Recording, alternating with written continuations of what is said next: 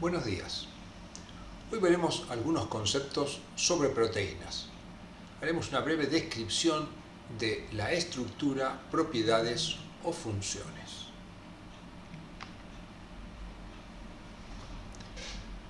Las proteínas se pueden clasificar de diferente manera.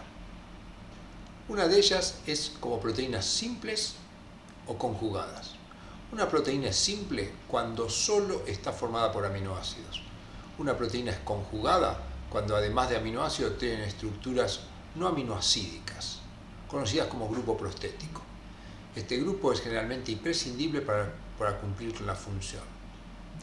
En general, la mayoría de las proteínas son proteínas conjugadas, ya sea porque tengan grupos prostéticos complejos o porque tengan adicionado algún glúcido en su estructura. Otra clasificación es en extra e intracelular, y esto está relacionado a su función. Las proteínas extracelulares cumplen su función en la matriz extracelular justamente y se sintetizan en el retículo endoplásmico rugoso. Son exocitadas o bien colocadas en la membrana. En cambio, las intracelulares cumplen su función en el interior de la célula y se sintetizan habitualmente en ribosomas libres. También podemos clasificar a las proteínas por su función. En realidad las proteínas cumplen prácticamente todas las funciones dentro de los organismos vivos, pero a modo de ejemplo y las más importantes tenemos, por ejemplo, las proteínas estructurales, que dan forma y sostén a diferentes partes de la célula, y la sustancia intercelular. Ejemplos clásicos son el colágeno, la queratina y la elastina. También pueden tener función enzimática, es decir, que intervienen en una reacción química, aumentando y controlando su velocidad. Veremos en otros videos más detalles sobre estas proteínas. Un ejemplo es la lipasa. La función hormonal es otra de las funciones que tienen las proteínas. Estas proteínas se liberan a sangre a partir de una célula, que generalmente se encuentra en una glándula de secreción interna, y actúa sobre otras células modificando su función. Uno de los tantos ejemplos de proteínas con función hormonal es la insulina. La función de transporte también es importante, son proteínas que mueven sustancia de un sitio a otro. Por ejemplo, la hemoglobina, que transporta oxígeno de pulmón a los tejidos. Los receptores se unen a otras sustancias, como por ejemplo las hormonas, y de esta manera la hormona puede ejercer su efecto sobre la célula a la que pertenece el receptor. Un ejemplo de receptor es justamente el receptor de insulina, que sería receptor de la insulina, que es una proteína con acción hormonal. Puede participar en defensa. En general son procesos de defensa que existen cuando existen agentes externos capaces de producir algún daño en el organismo. Ejemplo de esto son las inmunoglobulinas que veremos a continuación. La función contráctil también es importante y es la que produce desplazamiento de estructuras, como por ejemplo las proteínas que forman el músculo como actina y miosina. Por supuesto que las funciones se podría seguir enumerando, pero las más importantes y de manera sintética tenemos en este sitio. Por su estructura también las podemos clasificar de diferente manera. Todas las proteínas sabemos que están formadas por aminoácidos unidos por unión peptídica. A esta estructura lineal de aminoácidos se la llama estructura primaria o secuencia de aminoácidos. Esa estructura lineal que se formó, que podríamos imaginarla como si fuera un collar de perlas, puede obtener formas tridimensionales, las cuales las más conocidas son la hélice alfa, la lámina beta y la estructura Lazar. A estas estructuras se las llama estructura secundaria y pueden coexistir en una molécula, como se ve acá en una molécula de miosina. En esta zona tenemos una estructura secundaria de tipo alfa hélice. Acá tenemos una estructura de tipo lámina beta y acá tenemos estructuras al azar. Por supuesto que hay otras estructuras menores, pero estas son las más importantes, especialmente por la cantidad que existen. Siguiendo con la clasificación por su estructura, las estructuras de hélice, lámina beta y al azar que acabamos de mencionar, luego pueden replegarse sobre sí mismas pudiendo adoptar formas globulares o fibrilares. A esta forma se la conoce como estructura terciaria. Todas las proteínas adquieren alguna de estas formas o combinaciones de ambas. Acá tenemos una proteína con estructura completamente fibrilar. Acá tenemos una proteína con estructura completamente globular. Y acá tenemos una proteína que tiene estructura fibrilar en un sector y globular en la otra.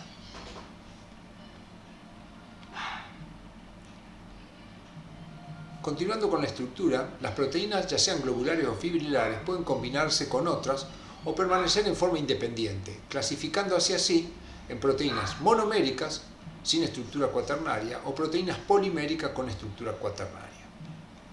Acá vemos dos estructuras. Esta es una proteína con estructura monomérica, es una sola cadena.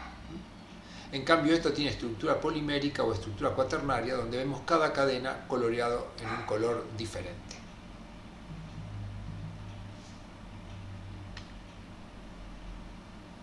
Vamos a ver algunos ejemplos de proteínas. El colágeno. Detallaremos algunos aspectos importantes. El colágeno es una proteína estructural. Es una proteína de tipo fibrilar, tiene estructura cuaternaria por estar formada por 3 cadenas proteicas y forma parte de la matriz extracelular del tejido conectivo. Por estar en la matriz extracelular es una proteína extracelular. Acá tenemos 3 formas de representarla a través de modelos. Acá podemos ver que son 3 cadenas que están unidas. Acá se representa de otra manera, donde se puede distinguir claramente con diferente color a cada una de las cadenas. Y esta es una estructura de superficie que también muestra en diferentes colores las 3 cadenas que se encuentran unidas entre sí y que fundamentan la selección como estructura cuaternaria. Pasemos a la elastina. La elastina es una proteína estructural también. Es una proteína fibrilar, no tiene estructura cuaternaria por estar formada por una sola cadena proteica.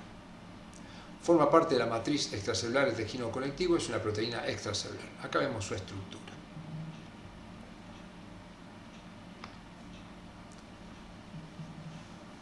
La albúmina es una proteína de transporte que se encuentra en el plasma sanguíneo. Transporta una gran cantidad de sustancias. Es una proteína globular. Tiene estructura terciaria y no alcanza la cuaternaria por estar formada por una sola cadena proteica. Forma parte, como dijimos, del plasma sanguíneo, por lo que es una proteína extracelular.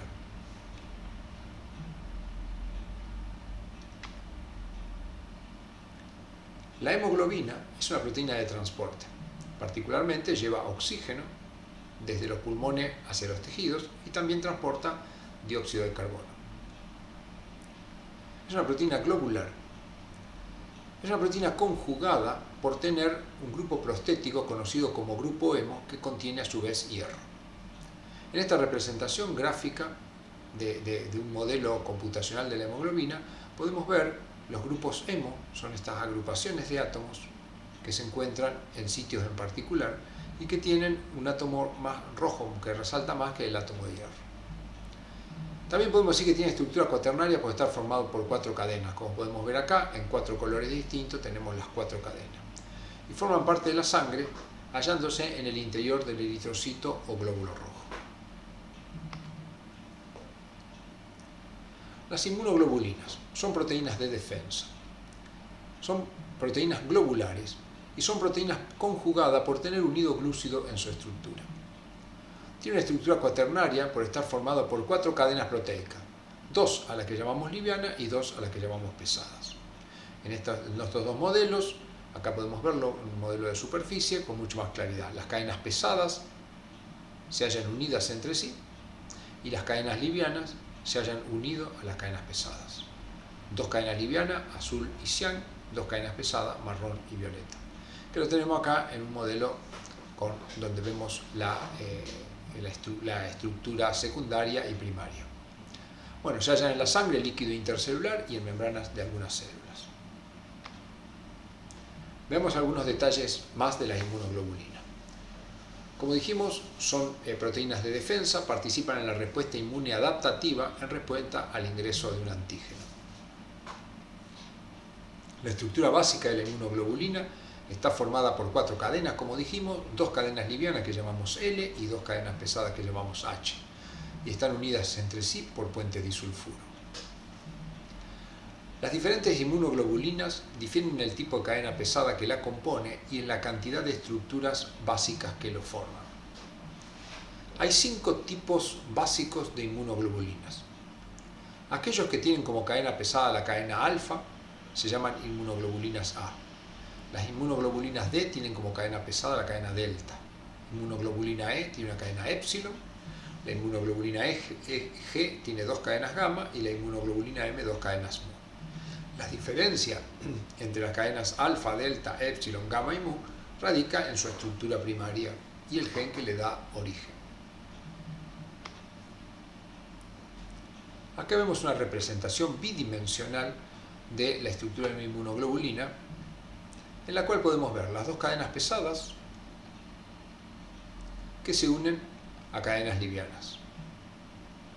Cada una de las líneas negras representa puente disulfuro. Este puente disulfuro une las 2 cadenas pesadas entre sí, por lo que es un puente disulfuro intercatenario. Esta línea negra y esta une la cadena liviana a la cadena pesada por un puente disulfuro intercatenario.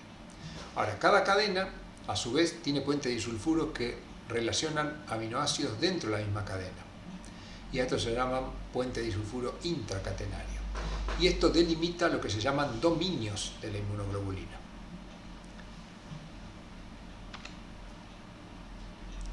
La inmunoglobulina la podemos dividir a esta altura, que conocemos como región bisagra de la inmunoglobulina. La parte superior de este dibujo, que abarca a la cadena liviana y una parte de la cadena pesada, se conoce como FAB y tiene 2 fragmentos. La parte inferior, que tiene una parte de cada una de las cadenas pesadas, se conoce como FC.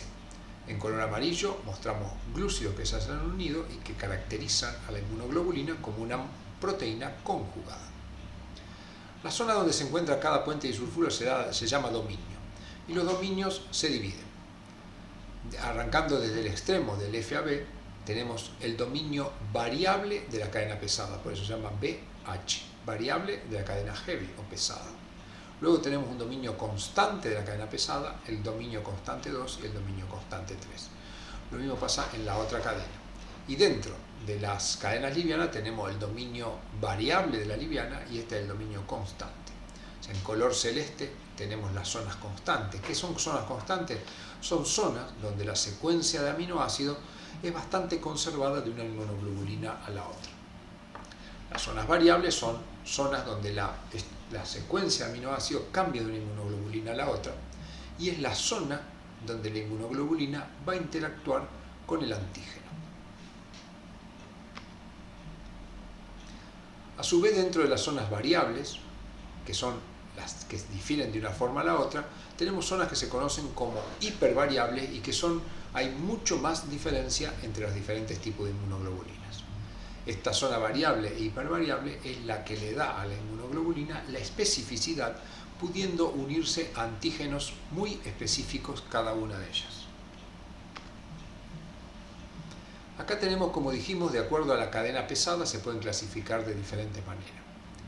La inmunoglobulina G es una inmunoglobulina que está formada, decimos que es un monómero, cuando en realidad es un tetrámero porque tiene 4 cadenas, 2 cadenas livianas y 2 cadenas pesadas. Pero bueno, a modo para que quede claro, llamaremos un monómero a aquella estructura que tiene 2 cadenas pesadas y 2 cadenas livianas.